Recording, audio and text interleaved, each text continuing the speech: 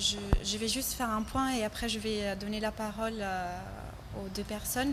En fait, il me semble là donc de constater une chose importante, enfin, deux même je dirais. La première, par rapport aux zones d'influence dont vous parliez, liées à cette optique entre guillemets coloniale, donc liée à nos histoires passées, à l'histoire de nos pays réciproques. C'est que peut-être justement, pour revenir et nous ramener à la question de cette idée d'agenda commun pour la culture, est-ce que l'Europe ne serait pas un niveau qui pourrait être utile pour dépasser ces zones d'influence, pour créer un niveau de dialogue et d'échange d'informations entre, d'une part, les opérateurs culturels et d'autre part, les politiques, pour un échange de bonnes pratiques, de contacts au niveau européen. Donc de créer des plateformes de discussion et de coopération qui est entre autres une des actions proposées dans la communication pour la culture,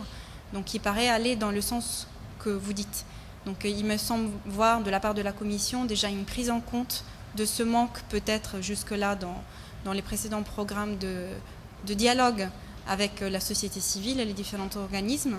et qu'il y ait un souhait